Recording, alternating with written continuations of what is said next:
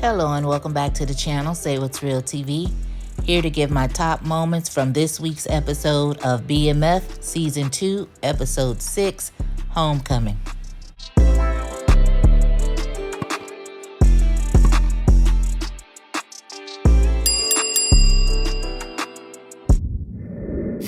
So coming in at 10, Nicole gets a part-time job at the salon, and Meech finds out and he takes this as a business opportunity. So he goes down there and pretends like he really is interested in having his manicure done.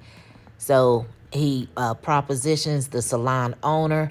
Nicole is not liking it. She's telling him to get out. Like, Nicole doesn't want anything to do with this little whole drug thing her brothers got going on. But, you know, Meech, he don't give a damn. So they exchange little money or whatever. He later comes back to exchange more money with the salon owner. Nicole doesn't like it. She actually goes to confront the owner, and the owner tells Nicole that he was paying for services. She was like, all of you guys are just alike, and she storms out of the salon. And I'm not sure if she quit the salon or she just was, leaving for the day. But Meech found him a business opportunity. Now he has, somewhere to either store product or try to clean his money. Not quite sure just yet. So coming in at 9, we have T riding in the rain while Orange Juice Jones is playing in the background. Little does he know that he just so happened to have ran a stop sign, and Detective Jen and Detective Brian coincidentally just happened to see him. So now they feel like they're going to follow him to his destination. We see he gets to Markeisha. She's in the rain with her kids. She says that Boom put her and the kids out in the rain. He gets her in the car and she's like, well, can I go back to your place so I can get out of these wet clothes? T tells her he think a hotel would be better because that wouldn't be a good idea. So he gets them to a little motel. When they get in there, she lets him know that Boom put her out with the kids because he said she was spending up his money. And, she didn't know what he was talking about because she works every day. She works hard. And she proceeds to let Terry know all her little dreams, and all she wants is a big house for her kids and this and that and the other. Of course, T wants to make all of that happen. He's willing to do whatever it is it takes to get her, to be his. So he tells her, look, I got to go pick up a few things, but I will be back. So when T comes back, he brings back a pizza and a Sega Genesis for the kids.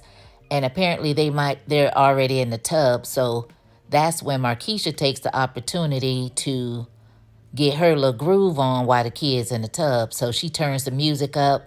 The two of them, she gets undressed, and T proceeds to give her some face all up in the place, showing her what that mouth do. All the while, we got Detective Bryant and Detective Jen. They done set up shop across, I don't know what hotel or what room they decided to go get, but they can see their room lovely. They're looking through some cameras and binoculars or whatever. They can see everything going on. So those two start getting hot and horny watching them two. And for the most part, Bryant was like, well, somebody sure is hungry. And Jen was like, I know I am. So he looked at her like, oh, well, what? It's been a while, huh? And she was like, feels like forever. And he says to her, basically shooting his shot, well, if you ever need me to handle that. She look at him and say, well, what make you think that you can handle it? And he says, the fun is all in finding out. And they look at each other. I said, oh my God. I'm like, wow, these two getting ready to hook up. I don't know if they hooked up this particular night or not. Drop down in the comments if you think Detective Jen and Detective Brian did something in this hotel room. Interesting. So we get back over there with T and Markeisha, and he's playing the game with the kids. Markeisha tells the kids that it was time for them to go to bed, so they say goodnight. And he looks at her. He's like, well, what's up? She says, do you have someone that's staying with you? Is that the reason we couldn't go back to your place? So he hesitates and then he tells her, yeah, my ex and my child. And I can't understand why T didn't say, I stay with my parents. He is a teenager. He is still in high school. So why does she think that he is this 30, 40-year-old man with some big house that they could have gone back to? All he had to say was, I live with my parents. And your grown behind should know that you are, number one, you're married. You have 2 kids that you have with you. Why would he take you to his house where his parents are? Girl, no. But he tells her the somewhat truth about LaWanda or whatever. She wants to know, does he love that person? He says, well, do you love Boom? No answer. She get a little attitude. So she was like, I think you should go because I don't want strange men around my kids. Girl, what? Say what? You know what? He came and got your raggedy ass from out the rain. He didn't even have to do any of that. Your man, your husband put you out the house in the rain with your kids. He came and put you up for the night with your kids and fed y'all. And you want to act all funny acting or whatever. You more mad at him, but you ain't mad at your man. Girl. And so anyway, T, he didn't, he didn't think nothing of it. He go to try to hug her and be like, okay, if that's what you want, whatever. She don't even want to hug the boy. She want a handshake. Now, all of a sudden, he done ate a box out. All of a sudden, now we handshaking. Girl. Child. So he leaves, and I guess he called himself returning the next day, and this heifer done left him a whole note telling him that he can't provide for her financially. She basically might as well stay with Boom. I said, you know what? Markeisha ain't worth a hill of beans, child. Coming in at 8, we see Meech hook back up with Canine. We haven't seen Canine in a good little minute. The two of them, they chop it up a bit. And we have Ray talking to Canine, letting him know his connect is on the phone. Canine doesn't want to be bothered, doesn't want to talk.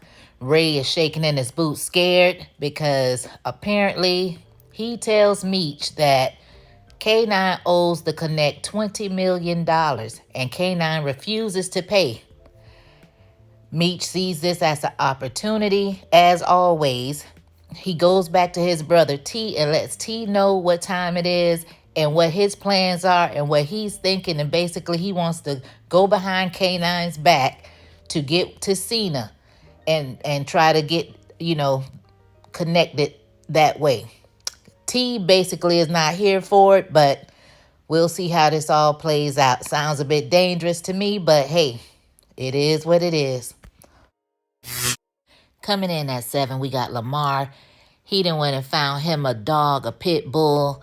It was all beat up and bruised up and barking. And Lamar basically let him know nobody's going to hurt you again. He named the dog Blackie. He told him it was because he was black and beautiful, just like he was. So I guess some kind of way Lamar felt like him and the dog had something in common.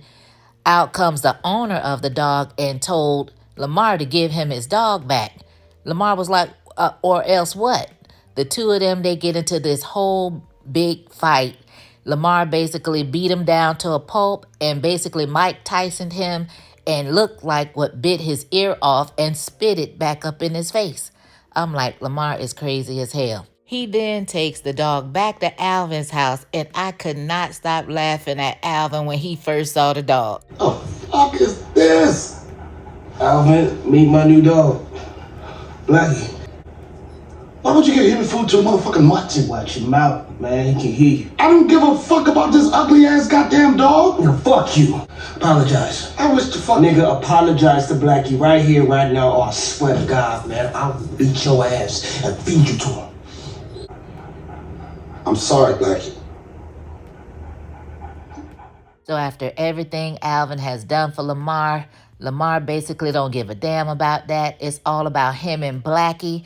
They are kindred spirits. He has this connection with Blackie, so to hell with any and everybody else. Alvin's days are numbered, I feel. And if he's willing to get rid of Alvin just because he called the dog ugly, Alvin will not make it out of season 2. So You better sleep with one eye open, Alvin, because I don't think you're going to make it out, cuz. So coming in at 6, we know that Meech hooked up with Sterling Black and the PA boys, and they were able to get a drop on Lamar. So 2 of the guys from the PA boys were attempting to go and take care of him. But of course, Lamar and his sidekick, Blackie, handled business, basically took both guys out. Lamar is, once again, can't be touched. He's invincible. He basically takes both of the guys out with no problems, no licks, no wounds, nothing else. And he is still a terror out in these streets. So coming in at number 5, we see Saki. He's in the record store. He's chopping it up with the guys. He lets them know he needs to go and drop his son off to practice, so he leaves. When he gets outside, for whatever reason, he decides he wants to piss on the side of the building. Next thing we know, Lamar comes from out of nowhere with his creepy behind, hollering about peekaboo. He shoots him point blank range. Saki goes flying back. He still talks shit as he hits the ground, tries to pull out his gun, but it didn't even matter. Lamar shoots him once again, and now it's rest in peace to Saki. Coming in at 4, we have LaWanda. She is sneaking into the bedroom while T is asleep, goes into his drawer and takes one of his belts and puts it in her purse. T just so happens to wake up. They get to talking, and she asks him about getting back into the game with his brother. He apologizes and say he know that they've been through a lot, and he knows if she wants to leave him, then, he understands. Basically, low-key saying, I want you to break up because, he really want to be with Markeisha, so he really don't give a damn. But she was like, oh, no. The whole time you've been gone, I had time to think about it, and I realized I want our family to be together. I don't ever want us to be apart again. Wink, wink. So, she mentions them going to take these family photos. She sets it all up.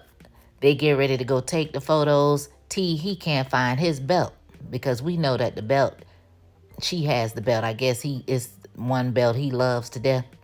So they go to take the family photos. Then he takes her back to her mom's house with Miss Desiree.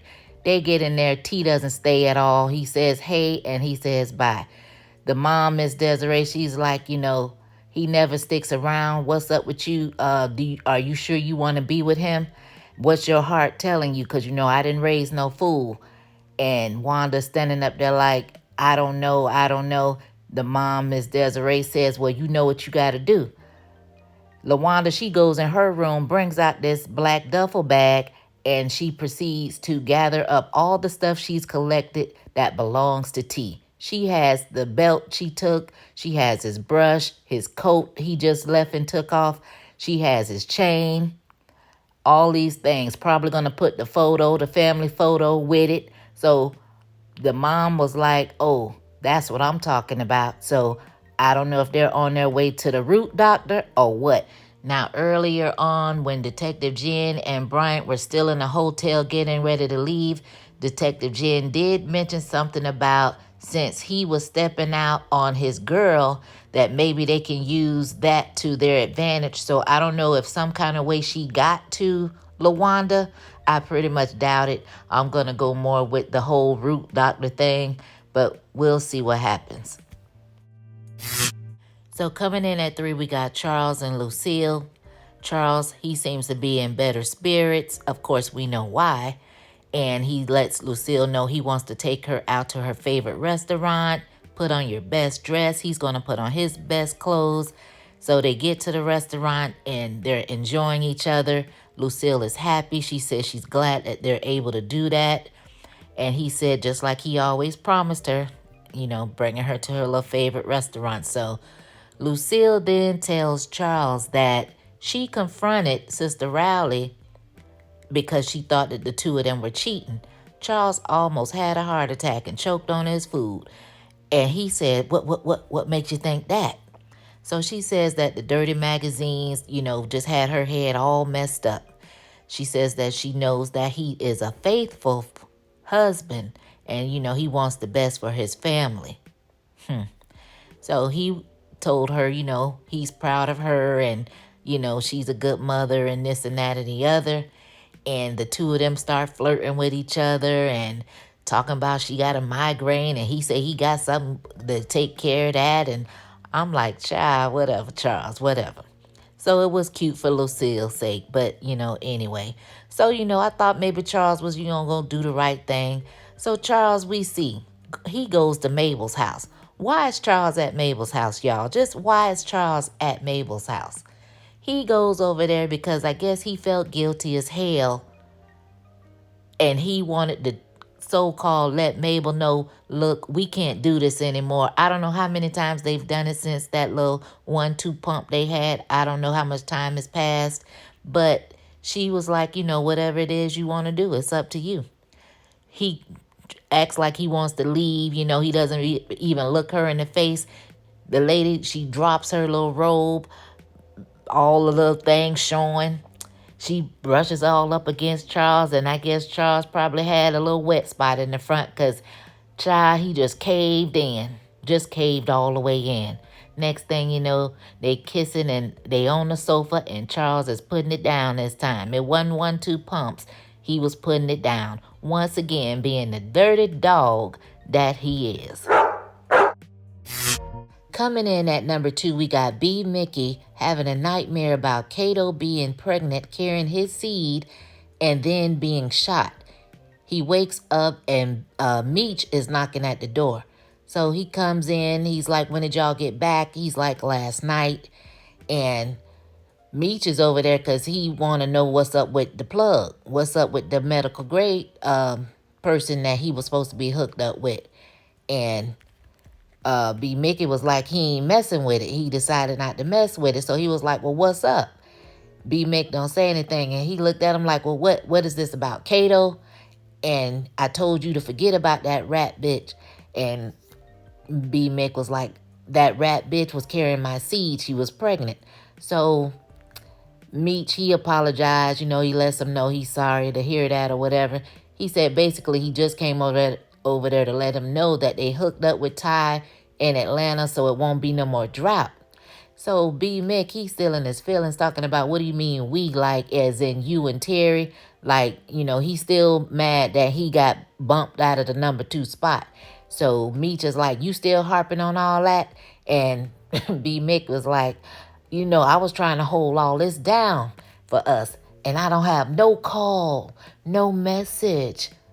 Meech like, look, I told you I don't use no phone. We had to get out of Dodge. So Meech was like, trying to dap him up or whatever. B. Mick left him hanging. He ain't even, say nothing to him, so Meech left. So later we see B. Mick talking to Detective Bryant, and Bryant is telling him, look, it's too late for you to be backtracking now. So B. Mick is like, well, him and Meech got history, but, he's tired of living in the past, and it's time to, look towards the future. I'm not sure what that meant, but basically he gets a knock on the door, and he goes to the door, and it is Detective Jen. She done followed Detective Brian over there after he lied to her, talking about he was going to see Kevin. So now she's finally introduced to his CI, and she hands B. Mick her card and says she wants him to be comfortable or whatever. So they're preparing him for the big meetup to set Meech up. So it's time for the big meetup, and we have Detective Jen and Bryant outside listening in with their surveillance equipment on, and they send B. Mickey inside the record store with the bricks that Bryant got out of the evidence room. And he goes inside, he meets up with Meech. Meech first looks at him and is like, well, why do you have on this big hat? You don't wear hats. B. Mick is like, I always wear hats. He shows him the drugs. Meech sits it to the side. He was like, look, I got something I want to show you. So he hands him some paperwork. B. Mick reads over the paperwork and realizes that Meech got him some burial plots for his mom and Kato.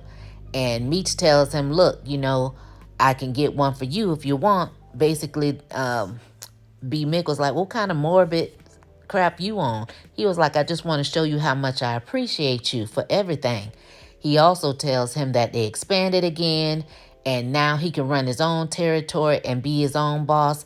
Tells him how much he loves him, how much he's been day one, all of that. B-Mick, all of a sudden, he gets emotional. He starts crying. And Meech is like, look, don't be doing all that Michael Jackson stuff. What's up? Like, why are you crying, you know? And B-Mick go to talking all crazy, talking about this back in the day stuff and remember this and remember that. And he takes his hat off and shows Meech that he's wearing the wire. And if looks could kill, B-Mick would have been dead right on the spot. He looks at him and B-Mick points where they at, like they're outside. Meech looks.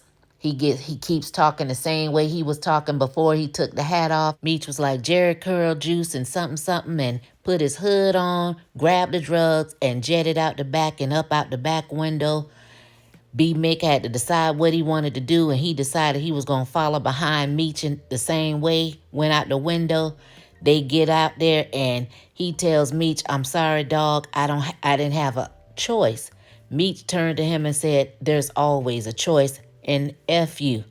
And, you know, B-Mick standing there in his feelings. Then you got Detective Jen and Bryant. They're out there because now all they hear is music playing. They don't hear no more talking. So Bryant was like, something ain't right. So they get out and go inside. They see the hat on the floor. And, of course, Jen, they hear the thumping where they done ran upstairs and out the window. And she go upstairs and she noticed they gone. They done got away. So she done told Bryant the drugs are gone too. So now he is hotter than fish grease. Hot.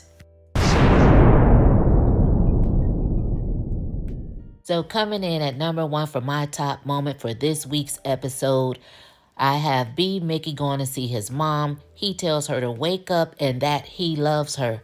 He told her he left some money with the nurse and that he will see her when he gets back.